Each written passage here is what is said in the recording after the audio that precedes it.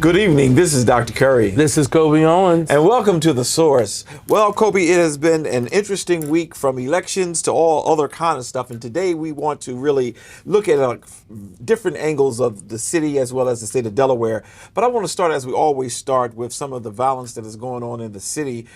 Just to see any updates about, I'm told that there were 2 shootings this week in the city. So the first one happened on the 2300 block of North Pine Street, where a 30-year-old young man was fatally shot, and he died on his way to the hospital. And then the second one, again, is another teenager. Less than 26 hours after that first shooting, we saw a 19-year-old also be gunned down here in the city on the east side, the 900 block of North Spruce Street, over the east side. So again, the gun violence is very real here in the city of Wilmington. I know we talked about it on the last show. We also talked about how there needs to be a plan. And I know I probably sound like a broken record, but look, at the end of the day, these are 2 young lives that was cut short, that, I feel so sorry for their families, for their friends, and loved ones who've now lost 2 individuals right here in the city of Wilmington. We've constantly asked for a plan, and we constantly bring that to the front. I had a conversation with some colleagues, friends. I belong to a national fraternity, and one mayor I was talking with, I asked him how are they doing such a great job with curbing the crime. Crime is up all across the country. And one of the things he said to me that I kind of want to just throw out there as a suggestion is that a plan exposes what you're trying to do, and people tend to buy into it because they don't want to see their loved ones hurt, harmed, and dead. Yeah. Not having a plan is going to keep us in this mystery thing, because every time you turn around, you say within 26 hours another person was shot dead. This is just not good. No. And again, look, crime is up all throughout the nation. And that's why I keep saying, let's not blame one another. Mm-hmm. Let's just get it done. Right? We have to see and recognize the issue at hand, the crisis that we're living in, just like with the pandemic. Absolutely. When the pandemic hit and lives started being affected, it wasn't a quick response, but after a while, people sat down and said, look, let's shut down. Look, let's fix this. How can we make sure we keep everyone safe? We need to do the same thing when it comes to gun violence, because gun violence, I know we just saw one of the largest and most historic packages of gun laws passed both on the federal level, on the state level. That's good, but a lot of that is targeted towards mass shootings, where most of the gun violence is happening in the home, on the streets, every single day. So what are we going to do to address those type of incidents when it comes to gun violence as well, too, and kind of curb that violence, not only here in the city of Wilmington, but all throughout the nation?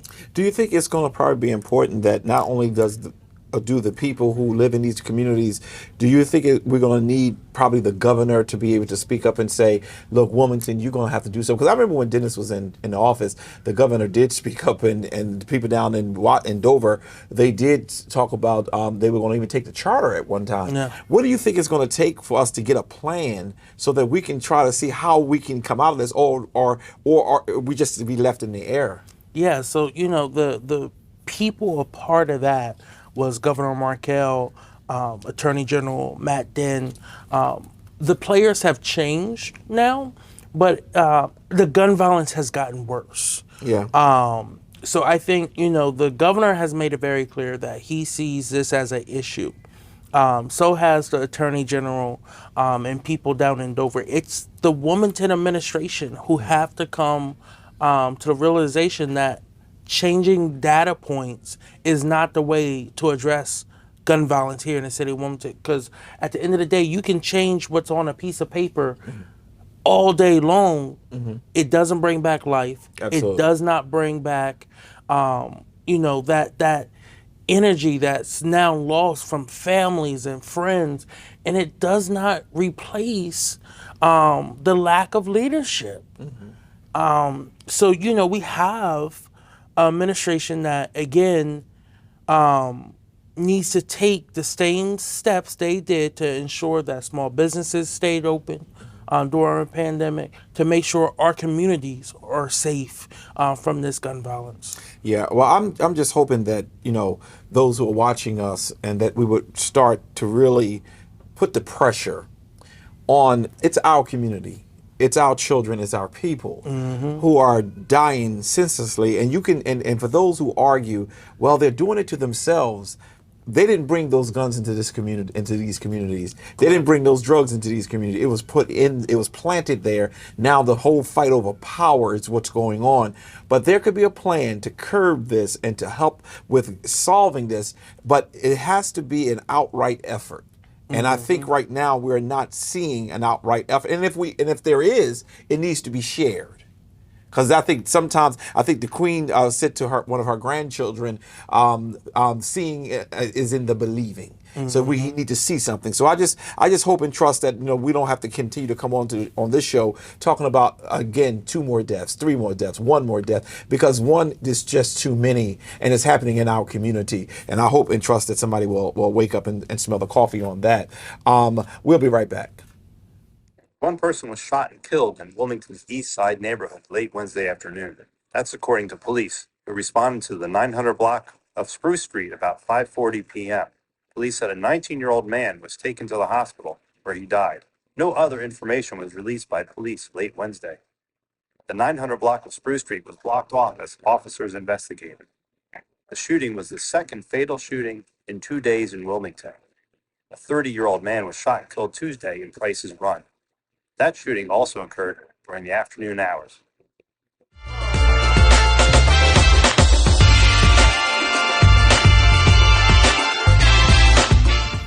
And we're back. I also want to add for today, as we are talking about, Delaware and the happenings with the African American community as well as in the Latino community. There was an article done in USA Today where an opinionated article was published. And he talked about how 63 of 100 deaths of black men in Delaware are preventable, as opposed to their white counterparts, only 7 of 100. In most places, that would be considered as a true epidemic. I don't understand why people don't get that some of the things that we are permitting in our communities is affecting us in way more ways than just one. And the big issue of education is not being addressed. As a matter of fact, we have 2 different segments of today's show I want to talk specifically about. But I'm just trying to understand with this University of Delaware's professor, how he has certainly tried to expose the light. Why is it not being paid attention to? Yeah, so I think, look, one of the things that plays into this and the attention that I believe is needed in schools is they need to see their peers. They need to see people that look like them in these roles as teachers. And I say that not knocking any teacher, because I understand they're very hardworking and they are trying their best. But what I am saying is we need more black males as teachers. We need more black males as administrators. And, not just the traditional janitorial or kitchen jobs. We need to see them in the classroom. For me, I did not have a black male teacher till I got to college. Oh, wow. And a lot of my friends are the same way. I did not see, outside of the classroom, I didn't really see black males involved with the school system. I may have saw, if you go down south, in the South, you may see that more often. But the only time I really saw black males in the school system growing up was one sports team coach, a cook in a kitchen, or a janitorial staff. Wow. So that has a lot to play into this. But I know you worked in administrations, right? You worked at 2 different colleges. So that is something, I don't know about for you when you saw your first black male teacher, but for me, it wasn't until college. Yeah, well, I was fortunate in that I was raised in an era where black pride was serious, okay? And we would not allow anyone else to intervene and not give us our place. James Brown is known for don't give me anything, open the door and I'll get it myself. So during my era, I saw my first black male teacher when I was in the 3rd grade. But look at the cause and effect. Going back to where you are, look at the cause and effect. We got this brother writing this article about the devastation that is found within the black community, and what we're seeing is it's a cause and effect. Reason why you may not see black male teachers in the public schools is because they can't get to the college level to be able to get into those positions. Some of the devastations, the murders that we're seeing constantly, it's the plight against the black male. So I don't know whether it's the fact that those few who make it out may not be interested in education. And that's the sad part. It's a very honorable position. Matter of fact, three of my degrees are in education. So I believe in that a black male should be in the classroom, should be teaching. As a matter of fact, Mr. Jefferson, who was my principal at my elementary school, was very big on making sure that you understood what a black man was. And if we can even use Newt as an example. If you notice, while he served over there at the school, he changed things, did things differently, and the kids were excited about staying in school, but special attention is paid to those male students. Yeah. So you're absolutely right. The modeling of having a male there, black male, certainly up the recognition for that. But I just don't know, if they can't get to the 3rd grade, how do they get to college? How do they get there? No, and I think, not just that, right? You have that, but then you have other factors into it as well, too, including standardized testing. Yeah. And, I just, almost an 8-hour course about standardized testing and assessment in America, and especially in the classroom as black students. I just went through this policy brief on it. They talk about, one, the lack of educators in the classroom, and how also when they're preparing these students for these assessments, it's the life experiences go into some of these assessment questions where people, especially black males, are disconnected from the actual question because of how it's being posed, right?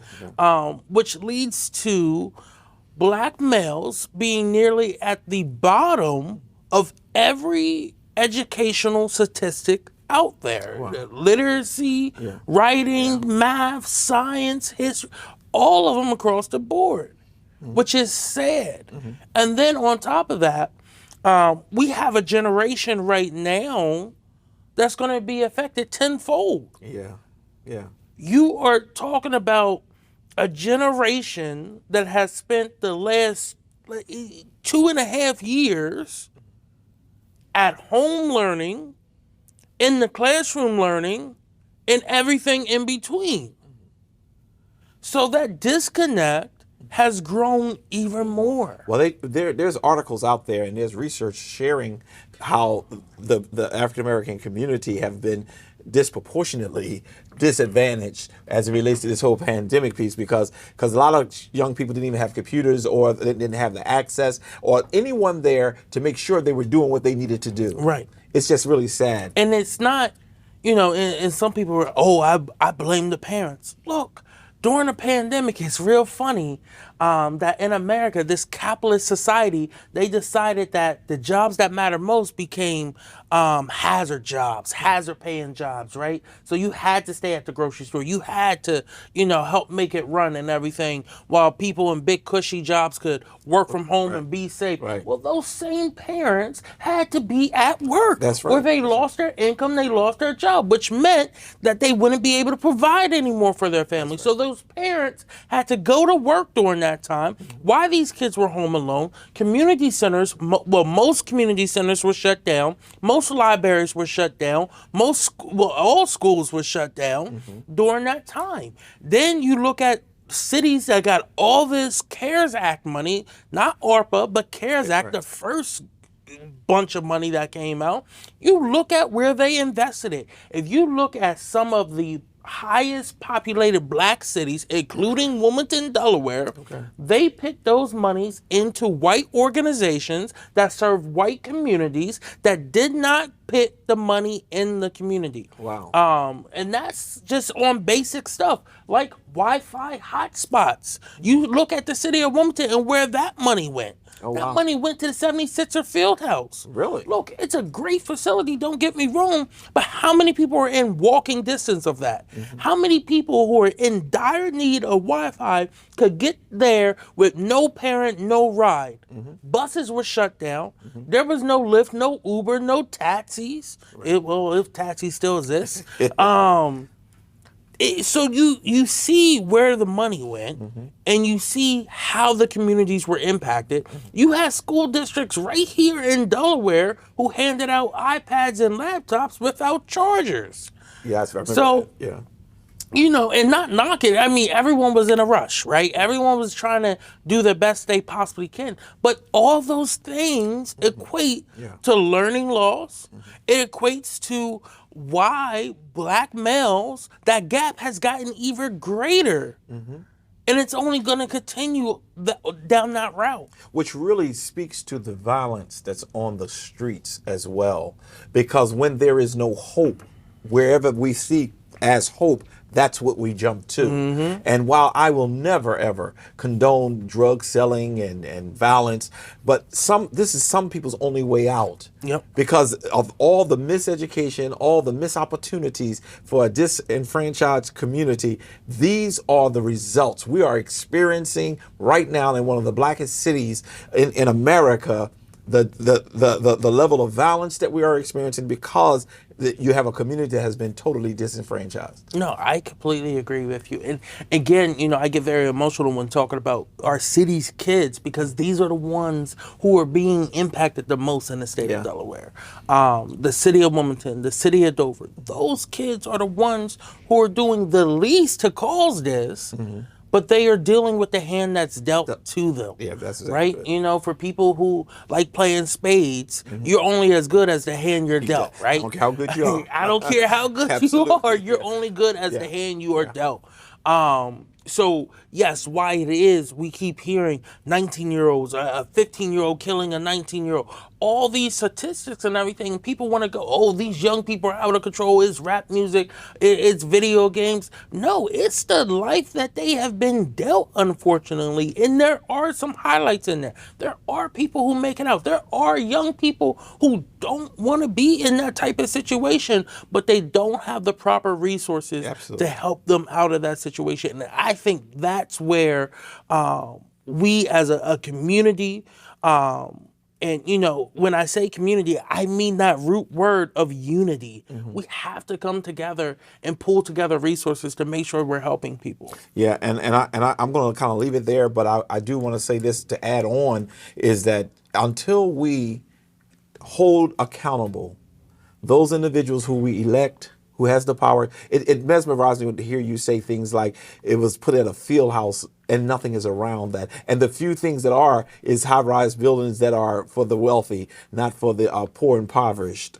But that bothers me, but it's a cause and effect thing. And if I was to sit down with the professor at the University of Delaware, one of the things I would suggest for his article for the next one is that he really need to look at the reason why we have so much violence. The reason why we have so much imprisonment is because of the lack of education, and it's just permeating our society, but really right here in Wilmington. Which, since I got your fumes up, I might as well go to my very next thing. I've been inundated with calls. Now, we talked about the pandemic, where the pandemic you couldn't go to school, you had to stay home online or whatever. Now we're back in school, Kelby. We're back in school now. And I've been call after call. I even had to send our van out to pick up some children to take them to school. What is going on with this bus situation? Now, we don't have any city schools to really let our children go straight to walking distance. And that's another thing you could ask me. All of my schools were in walking distance for me. But the bus system, getting our kids to school, getting them home is egregious. Yeah. So, you know, at the end of the day, we're still dealing with the effects of COVID-19. We lost a lot of good bus drivers during that time period, either from COVID or just plain retirement, right? And it was no time to really refill those positions until we opened back up. So we started out at a shortage with bus drivers, and it's something that has not been addressed yet. Some schools are on tiered dismissal and tiered opening and dismissal schedules right now because the school district doesn't have enough bus drivers. And not enough people are signing up to be bus drivers. It's good paying jobs in certain locations. In others, it's not. So that affects a lot of it. But also, at the end of the day, we are the only city that is broken up into 5 different school districts. Brandywine, Christina, Red Clay, Colonial, and then the VOTEC, right? Colonial has no schools in the city of Wilmington. The other three school districts have no High high school in the city of Wilmington. And the VOTEC only has a high school in the city of Wilmington. So we are so broken up right now. We have kids who live here in the city of Wilmington being bussed out to McCullough, being bussed up to Crawcroft, being bussed to, everywhere except for their own community. And now we do have some kids who live right by me who go to Harlan, who go to PS, right? Who are in walking distance. But it's not a lot, right? I would love to see a new school come to the city of Wilmington from one of these school districts, especially with all this talk about the Wilmington Learning Collaborative, that opens up the door, opens up the opportunity for more kids to stay in their community and go to school there. But it has to be equitably done, right? It has to get the proper funding it needs. I'm not saying if $10 follows each kid, right? No. I'm saying making sure we look at and assess each building, see what the needs of the students are, not the administrators, but the students and teachers, and how we can properly get the money into the classroom. I think across the board, and everyone knows this, that our teachers are overworked, underpaid. Their classrooms are too big, which also causes for less opportunity to have that one-on-one interaction with the student. Which also in turns, if there is a small disruption in with one student, then that student either gets penalized too much or the teacher gets distracted trying to deal with that one student. The other students fall behind. But, we have to do better with our education system. And this is why I made the last few years put such a big emphasis on school board elections, because here in Delaware, unlike other states, and again, I hope no one takes offense to this next comment, our Department of Education really has no power. It has no power. Years ago, decades ago, that power was decentralized and given to the school districts, right? So while they still play a pivotal role, while our State Board of Education still plays a pivotal role, most of those decisions are coming at the school board level. Those are the people who are deciding. That's why, honestly, school board elections, if you care about the young people, the violence, the education of our kids, you should be voting in higher numbers than you are for state rep, state senator in our school board elections. And I also find issue with the fact that while we have nominating districts, people who live outside that nominated district get to decide who gets to represent that area. And that also can dilute the voice of true advocates who are trying to run and represent the city of Wilmington. Now, we've done a good job at making sure we run well-organized, well-oiled campaigns so that doesn't happen these last few cycles. But it takes a lot of energy, and there's very little resources that people want to give to school board races. Yeah, but one of the things that we probably want to do too, Kobe, is now maybe we should put some pressure on the state representatives and the state senator because we're at a place now where we got some buildings that are vacant Yeah. that we can put some schools in. I'm looking at this a little differently now. Even though, why would we have 5 school districts in one city? Yeah. That's a state charter situation, or the senators, the representatives have to now come together. Show us your true power. If we care about the city of Wilmington, we need a school here. We talk about 20-something thousand children. I mean, it could be 25, 30,000 children. My question is, when can we get some kind of legislation to say, okay, we're going to do away with all of these districts. Here's the district for Wilmington. They used to have a Wilmington school district, but they don't have that anymore. Here we're going to go with Colonial. We're going to go with not Christina, but any the other ones, and we're going to charge them with opening up that old Moyer Academy. If that is a building is sufficient, it's got 2 buildings there. I don't see why they can't make it sufficient and let our kids come to school in their neighborhood so that, and these are some of the concerns I have about this whole busing. Parents who don't have the finances, the revenue, they're not able to really get to their games. They're not really to sit down and talk to teachers about concerns they have. And I have a serious fundamental problem with that. So I think at this point, the state rep's going to have to start, and the senator going to have to start saying, we're going to have to do something better than making promises to show that the Wilmington children matter. Busing children all the way across the county, let me tell you what one of the things I think it has done. Some of them arriving, like when we had to send some of our vans out, they arrive in school so late they can't have breakfast. Yeah.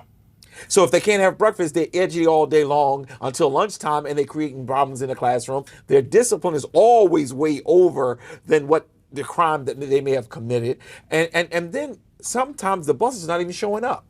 And when the bus doesn't show up, they get marked absent. And if the bus shows up late and they miss a class, then they're absent for that class, but they're still late for that day. It's not working. Yeah. It's not working for the disenfranchised. It's not working for the underprivileged communities. And this is not an issue I would call on the mayor. I cannot call on the city council for this issue. This is a state issue that someone needs to address. If you would have seen how many calls I received, I had to send a van out 2 times, I think it was this week, to just help the kids who were on corners trying to get to school. Yeah. Unacceptable. Yeah, no, I agree with you, and I think at the end of the day, you see, I will give credit where credit is due. You see the governor trying to do something, and he's trying to do it the right way and respect the powers that be. Right? He's trying to get the school boards on board with it, and Christina seems to be the most on board with it. They have the most members on board with it. Red Clay and Brandywine still has some work to do. The representatives for the Wilmington Learning Collaborative, who are on the school board, who would be on the Wilmington Learning Collaborative, Dr. Bohm from Red Clay, Reverend Perry from Brandywine, and Alethea from Christina, they have come together and have done tremendous work on trying to get the rest of those school board members on board. There was actually a meeting not too long ago. First time ever 3 school boards have a meeting together. Was that here in the neighborhood house? It was at Neighborhood House. Okay. So, that shows that the energy is there. We just have to make sure we follow through and get it over the hump. And I hope it gets over that hump pretty soon. You have all 3 superintendents working on this right now as well. So while the work is coming, it's not fast enough, right? Okay. And then how do you get high quality educators to work in these schools? How do you get the bus drivers here, right? And me, I'm a housing advocate, right? And I'm always thinking about, how do you stabilize a neighborhood? Well, you stabilize a neighborhood by creating workforce housing, right? So if you have systems like this, or even if the Wilmington Learning Collaborative doesn't work, you say, if more people are signing up to be bus drivers, this is what we'll do. We'll create a housing program for you where we give you a reduced mortgage, help you pay your mortgage if you live in the city of Wilmington. That stabilizes the city of Wilmington in a way that you have more home ownership. You have people who are working. They have to work for the school district for a certain amount of time. That's public service back to your community as well too. But you're being rewarded on the back end for it too, especially since bus drivers, teachers, they do not make a lot of money. Absolutely. It's a shame. It is a shame. Honestly, teachers probably should be making $100,000 or more, because I sat in on a few virtual classes during the pandemic, and they had some work on their hands. And I know it's crazy because everyone's separate, but when they're all back in the classroom and some of the younger kids are feeding off the energy of their classmates and everything, that's probably even worse for them. But they get the job done day in and day out. So again, I think we really have to look at how we stabilize our schools, stabilize the education system, and stabilize our bus system as well too. Yeah, well, I thank you for bringing. I do remember the meeting with the collaboration of here at the neighborhood house here recently, and I hope and trust that we are working and moving, but the time is of the essence right now, and we're in a very, very critical state. And I'm hoping that something can happen. I call upon the state representatives, the state senators to think about what can we do, where can we funnel money to make sure that we are taking care of our city children. Because when a child doesn't get to school, get marked absent, start falling behind even more, we have to deal with the effects of that. We have to deal with those effects. So I just hope and trust that we can give some better updates within the next couple of weeks about this whole busing out as well as black males in education. I agree. We'll be right back.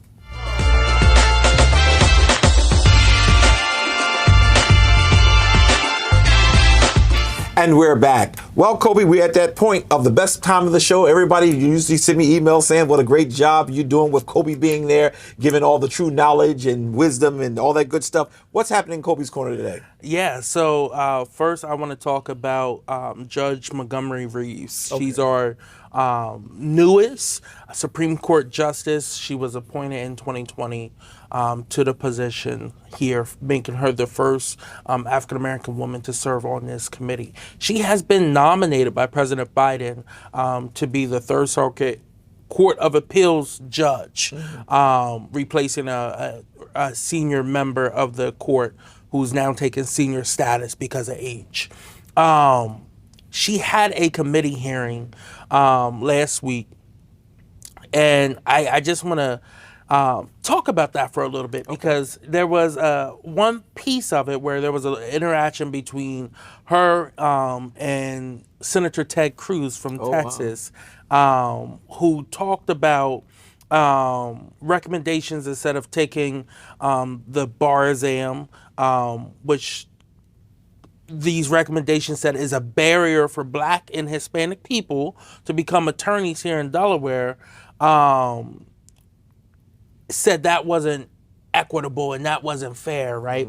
But Judge Reeves has been on the forefront of really bringing that diversity here to Delaware, looking to diversify our bar.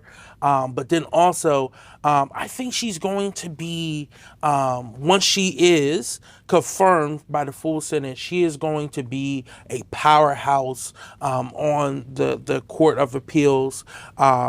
She will be joining another African-American woman from the Philadelphia region on the court, and those two are going to be shining stars. And I think this also sets her up as a potential to be picked if there is another Supreme Court, U.S. Supreme Court spot open up. I think her name will be on any list if it's a Democratic president. She has a bright future ahead of her, one that I think I'm going to be following very closely, especially dealing with our NAACP work and the litigation we usually bring there, but then also seeing what other cases she's involved with. But she has a long history dating back to when she became an associate justice on the Vice Chancellor chancellor of the Delaware Court of Chancery in 2015, and then of course when she became a associate justice in 2020. So I look forward to following her career and everything she does there. Right. Next, again on the federal level, on September 15th, President Biden hosted the United We Stand Summit to kind of counter and fight back against some of the corrosive effects of just hate-fueled violence that we've seen, especially over the last few years, both that has targeted our democracy, but then also has targeted people's public safety. And, you know, some of the attacks that were highlighted in this were the Orlando shooting at Pulse nightclub, the Charleston AME church shooting, the synagogue shooting in Pittsburgh, El Paso, Atlanta, Buffalo, and so many more that we have seen that have been driven by hate. I'll never forget the scene, you know, because we have new technology, because everything's at our fingertips, watching the video of the Buffalo store shooting, and seeing how he points the gun at a white man and says, "Oh, you're good," and then goes and kills 2 more black people after that. Seeing as he's firing the gun, the word NIGGER written on the barrel of his gun.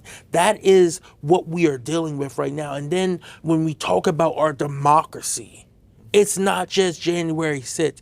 We're seeing election deniers, people who want to subvert our election, subvert the vote, the people's voice, running for office, winning primaries, and being on general ballot. We are very close to losing grips on our democracy if this election goes the wrong way in 2022 and in 2024.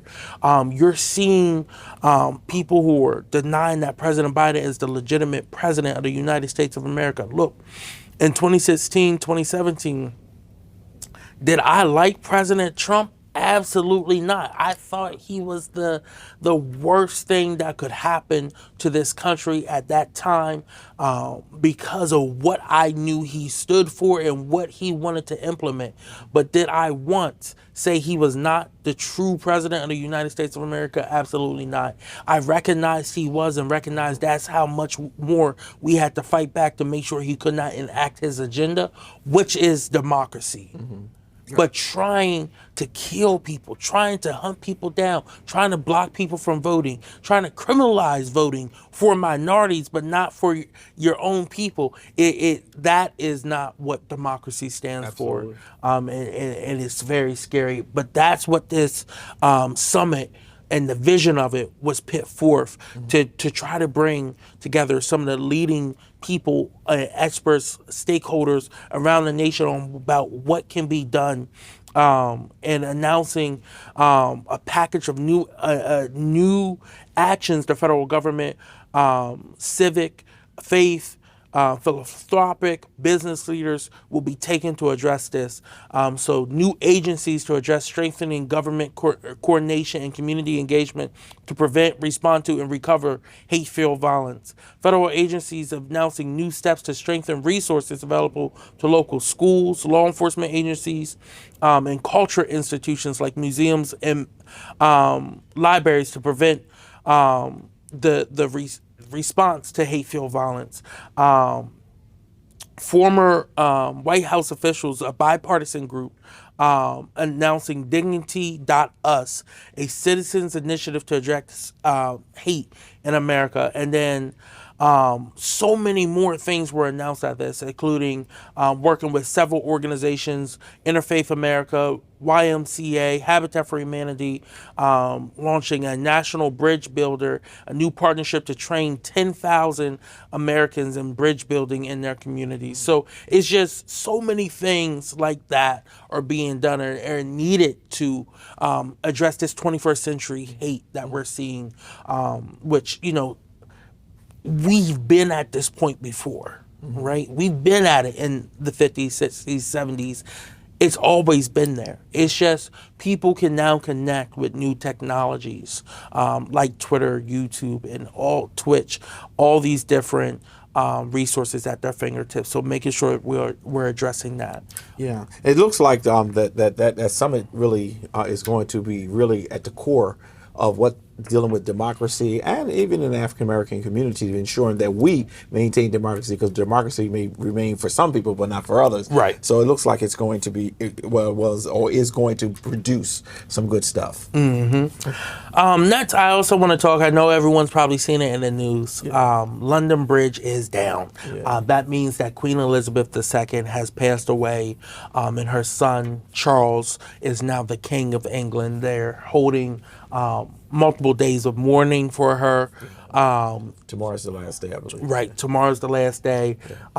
So, this has been something that has been talked about a lot.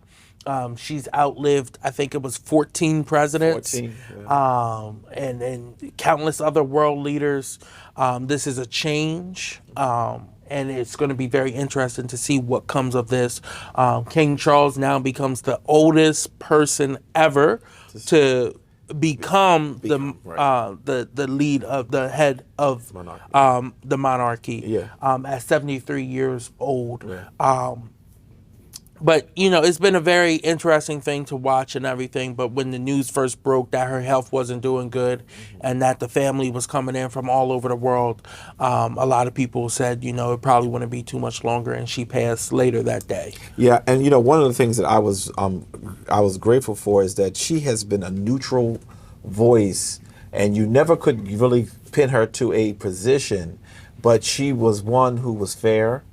And the outpour of love that the people have shown to her during her death speaks to who she really was. Great woman. I remember when she came to Philadelphia. I was a young lad at the time, but she came to Philadelphia, and I just wanted to go to see what a queen would look like. We see all those comic book things, but she is a very gracious person and cared about people, and I think that's important. Another thing I want to say about the Queen section is I was glad to see in her death that Prince Harry and his brother are now coming together. Yeah. Because, I know there was a big breakup. There were some misunderstandings there, but the loss of their mother, I saw two young people who were lost in royalty, but now them coming back together, death even has purpose. Yeah. Death even has purpose. So I'm grateful that I see that's happening, and it's going to work well. It is, but I think as we go forward, you'll see some more things change. But the mourning period, while it may come to the end, again, this nation cared deeply about their longest serving monarch ever, 70 years. 70 years, 1952, Queen Elizabeth II took the throne. So it's definitely been a long experience. And again, any transition is interesting. We thought that here in America that the transition between Trump and Biden was rough. Hopefully it's smoother over there. Oh, yeah, well, they have dignity. Right. Sometimes. Sometimes we had to fight them for it. Yeah. But again, that's what we're dealing with. Then my last point is City Council. So City Council is back. As they're getting back into things, we're going to see more legislation come up. It has been slow. So there is supposed to be a special public safety meeting about the findings from the Newark group, Newark, New Jersey crime prevention group is supposed to be presenting on that. So if you are able to, it is going to be available on YouTube. So go look it up. On that way, again, just Wilmington City Council, Delaware, and then go to the public safety meeting and look it up that way. And let us know what you think of it, where you're at with things, and how we can start moving forward. Will the recommendations from the Newark group, or what will be there? So that I don't know yet. Okay. They're doing a presentation on their findings. Okay. Hopefully usually when you do a presentation on findings, you have a clear recommendation goals and what you think people should start moving towards, both legislatively and administratively. But I don't know how they're going to present that. So that's why I said take a look on YouTube. I will be there at the meeting. I'm saying, can the public go to the meeting? The public can go to the meeting. Without YouTube, you can just go straight to the meeting. Right. Do you know when that meeting's going to be? The meetings actually happened 2 days ago. Oh, Yeah. wow. Okay, so it's best Yeah. to go to the YouTube and see it. Okay, I just want to make sure I understood clearly. I'm sorry. So, other than that, again, council has had their third meeting. And then in 2 weeks, they will be having another meeting. Again, all council meetings are open to the public for in-person or virtual. You can sign up virtually, same way it has been. Or you could go back to the building and be in person for both council meetings and committee meetings. Yeah, and for next week, Kobe, if you can remember, and Kobe's going, even if I got to give you some time in another area of the show, could you just get a couple pointers of highlights? I know we didn't have time for you to do it today in today's show, but next week, just a couple highlighters from the Newark report, so that we can get a feel. Maybe that's what they've been waiting for. They've been waiting for the report to come out before they start revealing their plan. All right, is that it for the Kobe's Corner? That's it. Well, this has been great, Kobe, and I appreciate that. We'll be right back.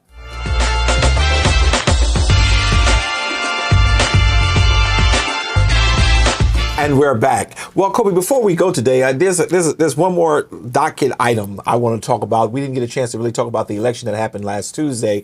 And I really want people to understand, and I saw an article in the Delaware Online that was really good, that the progressives are really taking over. There's a lot of incumbents who lost their spots, and we'll talk about the city of Wilmington specifically. But you don't mind just sharing some of the position and who was incumbent and things of that nature? Yeah. So the election, we saw about 16% turnout statewide, both Democrat and Republican.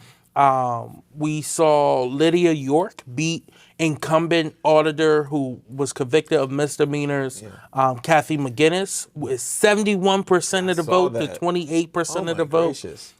Huge win for Lydia York. Yeah. But also going down the ballot real quick, in SD Sitch, which is down in Sussex, the Senate district down there, Russ Hustable won with 67% of the vote.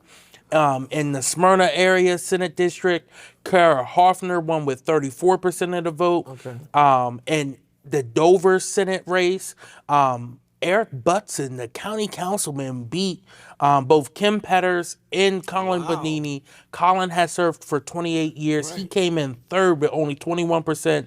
Eric Butson had 51%. That's a change of the guard.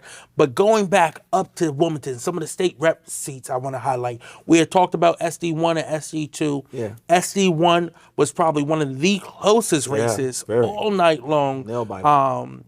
But it came down to Representative Nnamdi Chukwucha winning by 90 votes, 51.63% to 48.37 over Councilwoman Shanae Darby. And Representative District 2, former Councilwoman State Rep Stephanie T. Bowden won with 72.1% over James Teller, 37.9%. That's the way an incumbent is supposed to win. Right. If you are an incumbent, that's how you're supposed to win. Absolutely. That says that your community is still behind you. That says that you're doing what your community wants you to do. And when I read that article, and I'm sorry to cut you off, but when I read that article, I said to myself, this is interesting, because even though you're jumping around with these numbers, it's important that everybody who's paying attention, and especially to a couple of state representatives who are on your own plane, you have to understand, for an election to go where an incumbent win by 90 votes, that's not a win. After only 10 weeks you'll go back to campaigning. and that was brought up in the article. You go back to Dover, but it is very evident that the community is not happy.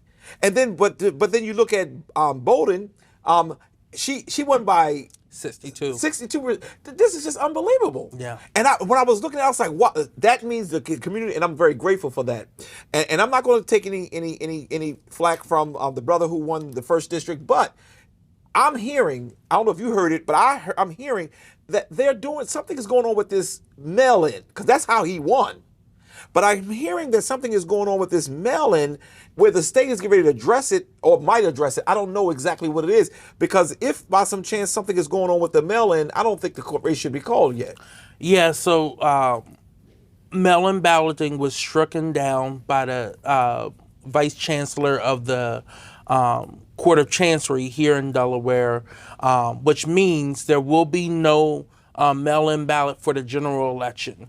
They found issue with it. Now, there is going to be some appeals made, and it's probably going to go up to the state Supreme Court to make the final decision on it. But because October 10th is when mail-in ballots were supposed to be sent out, I don't see any timeline that the court gets a decision before then in a timely manner to still send this out. So if I was someone who signed up for mail-in balloting, I should be looking for different ways to go vote come November, whether it's using early vote, using absentee vote, making sure you put in that application for that, or going and vote on election day. Make sure you have a plan if you have not, if you have submitted something for mail-in balloting right now. Yeah, well, I'm going to tell you, you talked about that early voting. Yes. Let me say this to you. Shanae only had 10 weeks, and she did it and didn't have the money that some others may have had. But that whole early voting helps. Yes. And I love the way the churches did come together. We weren't as organized as we needed to be, but we will be for November, and then therefore in the future as well. But I pushed hard here at East Zion Fair, and a couple other pastors pushed very hard to make sure their members, after they left church, went and voted. Some of the people at the polling, because I voted that day as well, some of the people at the polling were very appreciative that it was so many people coming to vote. But I would say to Shanae and to all of those, pay attention to the trajectory. How often do we have these representative elections? So state reps are up every 2 years. Every 2 years. Every 2 years. I hope nobody gets arrogant. I hope no one gets arrogant Right. at this time. I hope no one feels like we did it and we will do it again, because at the end of the day, with more time, may not have done it. Well, here's the thing. There were some other races where incumbents were able to win. Like in Representative District 6, Deb Hefferman was able to win with a 55% of the vote to 44% of the vote. That's back not in good. Cotto. But then also you see Representative District 13, the current incumbent majority whip, former cop, someone who was against Leah who? Board, former cop, Oh, okay. someone who was against Leah Board, lost to someone who ran on Leah Board, who ran on legalizing marijuana. Deshauna Neal beat him 50% to 49%, 51% to 49%. So that was actually the closest race of the night, 24 vote difference. Whoa. And then in other races, you have newcomers, Sophie Phillips, former Miss Delaware, winning with 71% over Martin Willis with 29%, and Cindy Romer winning with 85% to 15% over. No, these were both open spots. And then incumbent Medina Wilson Anton and Eric Morrison both winning with over 66% of the vote over their challenges.